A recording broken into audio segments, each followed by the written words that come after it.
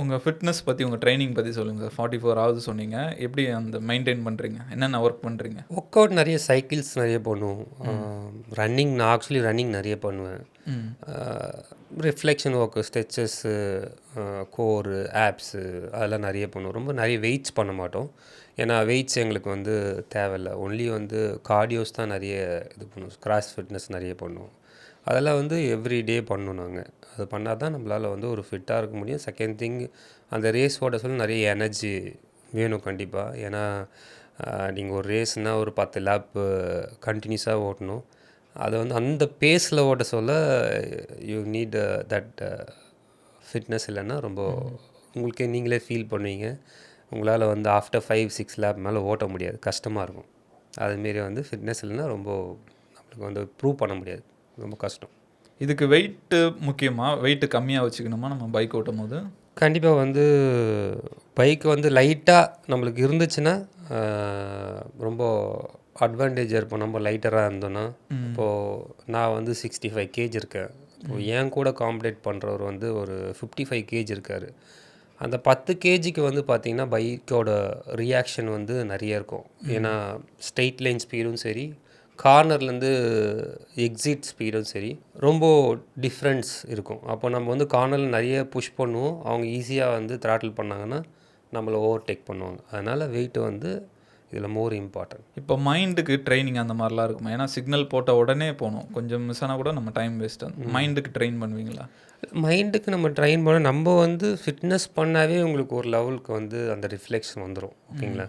அதுக்கப்புறம் நீங்கள் வந்து நார்மலாக சும்மா ஒரு 10 மினிட்ஸோ ஒரு எப்போல்லாம் நீங்கள் ஒர்க் அவுட் பண்ணி முடிச்சுட்டு ஒரு ப்ரீத் இன் நல்லா ஒரு படுத்துட்டு நம்ம வந்து பண்ணாவே அதுவே போதும். பட் இப்போது இருக்க யங்ஸ்டர்ஸ் வந்து இன்னும் நிறைய ஒர்க் அவுட் வந்து இப்போ நீங்கள் எப்படி சொல்கிறீங்க, மோட்டோ ஜிபியில் பார்த்தீங்கன்னா அதுமாரி நிறைய இது இருக்குது. யோகாஸ் மாரி இருந்து அதுமாரிலாம் பண்ணுறதுக்கு நிறைய பண்ணுறாங்க. ஆனால் நம்ம ஊரில் இன்னும் சொல்கிறேன்ல, அந்த கல்ச்சர் ஸ்டில் இப்போ தான் ஸ்டார்ட் ஆகி கொஞ்சம் கொஞ்சம் வந்துட்டுருக்கு. ஆனால் நம்ம வந்து compare with international rider and India rider, நம்மளும் வந்து அவங்க லெவலுக்கு ஓட்டுற ஒரு கேப்பபிளான ரைடு தான். ஏன்னா அவங்களுக்கு கிடைக்கிற சில திங்ஸ் வந்து நம்மளுக்கு கிடைக்கிறதில்ல. அதனால தான் நம்ம இன்னும் கொஞ்சம் பேக்கில் இருக்கும். கண்டிப்பாக there are India riders very talented and even brainful. இப்போ நீங்கள் சொன்ன மாதிரி நிறைய பேர் பைக் ரேசிங் வராங்க. ஒரு 2 இயர்ஸ் 3 இயர்ஸ் கஷ்டப்பட்டு அவங்க பணம் எல்லாமே போட்டு, நீங்களுமே நிறையா பணம் உங்கள் இது சைட்லேருந்து போட்டிருக்கீங்க அப்படிலாம் சொன்னீங்க. அந்த மாதிரி கஷ்டப்பட்டு பண்ணுறாங்க. அந்த ரிட்டர்ன் சரியாக இல்லாதனால ஒரு லெவலுக்கு மேலே கண்டினியூ பண்ண முடியாமல் அப்படி நின்றுறாங்க. என்ன நடக்குதாங்க இப்போது? அந்த நான் ஏற்கனவே சொன்ன மாரி தான். இப்போது நம்மளுக்கு ஸ்பான்சர் தான். சரி, இப்போது நம்ம வீட்டில் மேபி ஒரு சாய்ஸ் எடுத்து ரேஸ் ஓட்டுறேன்னு வந்து போட்டிருக்காங்கன்னா, அட்லீஸ்ட் வந்து என்னன்னா நம்மளுக்கு வந்து 2 வருஷம் 3 வருஷம் சப்போர்ட் பண்ணுவாங்க. சரிங்களா? அதுக்கப்புறம் சப்போர்ட் பண்ணுறது ஆல்ரெடி நீங்கள் ஹியூஜ் மணி செலவு பண்ணியிருப்பீங்க இதுக்கு. அதுக்கப்புறம் உங்களுக்கு நீ என்ன அச்சீவ்மெண்ட் பண்ணியிருக்கியோ அந்த அச்சீவ்மெண்ட் பண்ணி உங்களுக்கு அதோட அச்சீவ்மெண்ட் வச்சு நீ ஸ்பான்சர் எடுக்கணும். சரிங்களா?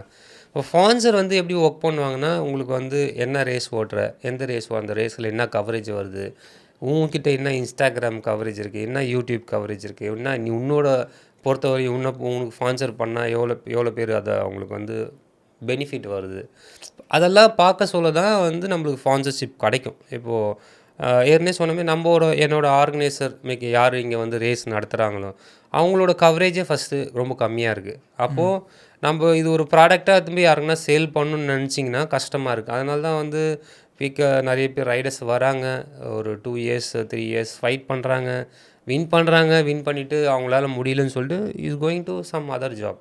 பட் நவ் அட்லீஸ்ட் ஒரு நல்ல நியூஸ் என்னென்னா, நீங்கள் வந்து ஒரு ரேசிங் பண்ணி கொஞ்சம் எக்ஸ்பீரியன்ஸ் இருக்குன்னா இப்போ வந்து நிறைய கம்பெனிஸ் வந்து வேலைக்கு எடுக்கிறாங்க. ஏன்னா ஒரு ரேஸ் எக்ஸ்பீரியன்ஸ் பீப்புளை அவங்க வந்து ஒரு R&Dக்கு யூஸ் பண்ணலாம். ஒரு பைக்கு டெஸ்டிங் பண்ணுறதுக்கோ இல்லை ஒரு டயர் டெஸ்டிங் பண்ணுறதுக்கோ டயர் கம்பெனி நிறைய பேர் இப்போது ஜாப்க்கு எடுக்கிறாங்க. டூ வீலர் கம்பெனிஸ் நிறைய பேர் ஜாப்க்கு எடுக்கிறாங்க. இன்னும் கம்பெனிஸ் நிறைய பேர் ஜாப்க்கு எடுக்கிறாங்க. பட் அது ஒரு கொஞ்சம் குட் வில்லாக இருக்குது. மேபி நீ வந்து ஒரு ரேசிங் வந்து ஒரு 3 இயர்ஸ் பண்ணி ஓகே உங்களால் பண்ண முடியல, ஸ்பான்சர் கிடைக்கல, அதனால் வந்து அவங்க வந்து அட்லீஸ்ட் இது வந்து செலவு பண்ண அவங்க காசுக்கு ஒரு ஒர்க் அதுமாரி கிடைக்கிறதுக்கு சான்சஸ் இருக்குது. பட் 100% அவங்களோட மோட்டிவேட்டி அது இப்படி இருக்காது. அவங்க வந்து ரேஸ் தான் பண்ணணும்னு இருக்கும். ஆனால் அதோட சான்சஸ் வந்து ஃபுல் அண்ட் ஃபுல் வந்து நான் சொல்ல வந்து பார்த்தீங்கன்னா அந்த ஆர்கனைசர் வந்து இந்த இந்த எப்படி சொல்கிறது, நம்ம வந்து அது ஒரு ப்ராடக்ட் மாரி தான் அவங்க கூட ஒர்க் பண்ணுறோம். ஓகே அவங்க தான் அந்த சாம்பியன்ஷிப் ரன் பண்ணுறாங்க. அவங்க அதை வந்து பெரிய லெவலுக்கு கொண்டு போனால் மட்டும்தான் உனக்கும் ஆர்கனைசருக்கும் ஸ்பான்சர் கிடைக்கும். அது யாரு கூட வந்து நேஷ்னல் சாம்பியன்ஷிப் இருக்காங்களையும் அவங்களுக்கும் ஸ்பான்சர் கிடைக்கும். இல்லைன்னா வந்து ஸ்பான்சர் கிடைக்கிறது ரொம்ப கஷ்டமாக இருக்கும், நம்மளுக்கு கிடைக்காது. ஓகேங்களா? இப்போது ஒரு கிரிக்கெட்டருக்கும் ஒரு ரேசருக்கும் என்ன டிஃப்ரெண்ட் இருக்குது நீங்கள் சொல்லுங்கள். நிறைய ஃபேன் பேஸ் இருக்குது, அதில் நிறையா பாப்புலாரிட்டி இருக்குது. இதில் ரிச் கொஞ்சம் கம்மியாக இருக்குது. ஓகே, ஒரு ஆக்டருக்கும் ஒரு ஸ்போர்ட்ஸ் மேனுக்கும் என்ன டிஃப்ரெண்ட் இருக்குது? நிறையா ரீச் வியூஸ். ஏன் ஆக்டரோட ஒர்க் என்ன இருக்குது? நடிக்கிறது. ஒரு நடிக்கிறது தான், அதுக்கு அவர் காசு வாங்கிட்டு போயிடுறாரு. கரெக்டுங்களா? ஆனால் ஒரு ஸ்போர்ட்ஸ் வந்து அப்படி கிடையாது. சரிங்களா? நம்ம வந்து ஒரு ஸ்போர்ட்ஸ் எதுக்கு பண்ணுறோன்னா, ஒன்று நம்ம இங்கேருந்து அதர் கண்ட்ரியில் போயிட்டு வந்து நம்ம விளையாட சொல்ல நம்ம இந்தியாவை ப்ரொமோட் பண்ணுறது.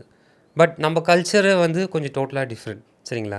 ஏன்னா இன்னும் வந்து பீப்புள் நாட் சேஞ்ச் ஆகலை. ஆனால் சேஞ்ச் ஆகணும் கொஞ்சமாவது. ஓகேங்க, ஒரு சினி ஆக்டரோட வேலை அவன் படம் நடிக்கிறாங்க, அவங்க ஆக்ட் பண்ணுறாங்க, நல்லா இருக்குது படம், ஓகேன்னு சொன்னால் அது ஓகே. அது ஆனால் வந்து நம்ம ஊரில் அப்படி கிடையாது இல்லைங்க. டோட்டலாக டிஃப்ரெண்ட் இல்லை. ஒரு சினி ஆக்டராக இருந்தால் நாளைக்கு வந்து பாலிடிக்ஸில் ஈஸியாக வந்துடலாம். சரிங்களா? ஏன் வராங்க? அவங்க அதுக்கு ஃபேன் ஃபாலோவர்ஸ் இருக்காங்க.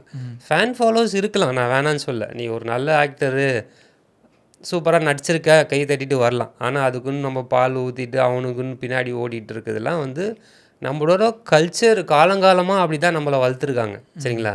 அதேமாரி தான் பொலிட்டிஷியனும் காலங்காலமாக வந்து வளர்த்துருக்காங்க நம்மளை. பட் அதெல்லாம் கொஞ்சம் சேஞ்ச் ஆனால் தான் இங்கே பார்த்தீங்கன்னா நம்ம ஊரில் ஒரு இந்தியாவில் நீங்கள் அவ்வளோ பெரிய கண்ட்ரியில் ஒரு ஒலிம்பிக்கில் நீங்கள் போயிட்டு வின் பண்ணுறதுக்கு ரொம்ப கஷ்டமாக இருக்குது. கரெக்டுங்களா இல்லையா? ஒரு சின்ன கண்ட்ரி எவ்வளோ கோல்டு அடிச்சிட்டு போகிறான், நம்ம எவ்வளோ கோல்டு அடிச்சிட்டு போகிறோம். அப்போது இன்னும் நம்ம கண்ட்ரி வந்து பின்னாடி தான் இருக்குது சில விஷயத்தில். அது ஏன் வரலன்னா இதெல்லாம் வந்து என்கரேஜ் பண்ணணும் பீப்புள். இதெல்லாம் வந்து இதை ஃபாலோ பண்ணி ஒரு ஸ்போர்ட்ஸில் யாரெல்லாம் இதெல்லாம் பண்ணுறாங்க அவங்கள ஃபாலோ பண்ணி ஒரு நல்ல விஷயம்லாம் இருக்குது, அதெல்லாம் வந்து கொண்டு வரலாம் நாட்டுக்கு. சரிங்களா? அதெல்லாம் தான் ஒரு டிஃப்ரெண்ட். சிம்பிள். எப்படின்னா ஒரு ஒலிம்பிக்கே எடுத்துக்கலாம், அதில் வந்து நம்மளுக்கு வந்து இன்னும் பெருசாக கிடைக்கல. இன்னும் நம்ம ஒரு 2 கோல்டு அடித்தாவே நம்ம பெருசாக பேசிக்கிறோம். அவங்க வந்து 20-30 கோல்டு எடுத்துகிட்டு போயிட்டே இருக்கானுங்க சில கண்ட்ரி. அப்போது அவங்க வந்து அந்தளவுக்கு ஃபோக்கஸ் பண்ணுறாங்க. அந்த கண்ட்ரி வந்து எல்லா ஸ்போர்ட்ஸ்க்குமே ஃபோக்கஸ் பண்ணுது. இங்கே வந்து அப்படி கிடையாது. ஒரு கிரிக்கெட்டு அதை தவிர்த்து வேறு எதுவுமே கிடையாது. அது வந்து ரொம்ப சேடாக இருக்குது இந்தியாவில். அது ஆல்வேஸ். ஓகேங்களா? கிரிக்கெட் தான் ஒரு ஸ்போர்ட்ஸ் வந்து நம்ம வந்து சுதந்திரம் வாங்கின மாரி பேசிக்கிறாங்க. சரிங்களா? அது மட்டும் கிடையாது. There are all the sports இருக்குது. எல்லா ஸ்போர்ட்ஸுமே சேம் தான். எப்படி கிரிக்கெட் விளாட்றான் அதேமாரி தான் அவனும் ஹார்ட் ஒர்க் பண்ணுறான், அதேமாரி தான் அவனும் போகிறான், அதேமாரி தான் கண்ட்ரிக்கும் அவன் போய் ப்ரொமோட் பண்ணுறான். ஓகே, அவனுக்கு மட்டும் ஏன் வந்து ரீச் ஆக மாட்டேங்குது? ஏன்னா இதுதான் நம்ம ஆளுங்க வந்து மிஸ்டேக்குன்னே சொல்லுவேன் நான். ஏன்னா நம்மள அந்தமாரியும் வளர்த்துட்டாங்க சின்ன வயசுலேருந்தே. வந்து ஒரு கிரிக்கெட் தான் அப்படின்னு சொல்லி வளர்த்துட்டாங்க.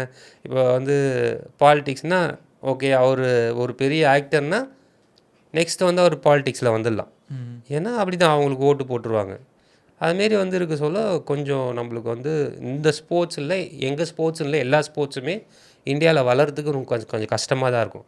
மேபி ஒருத்தர் யாருன்னா வின் பண்ணோன்னு நம்ம இந்தியாவிலேருந்து வின் பண்ணிட்டாங்க, வின் பண்ண பேர் தான் அதை வந்து பேசுகிறாங்க, அதுக்கு முன்னாடி பேச மாட்டுறாங்க. ஏன்?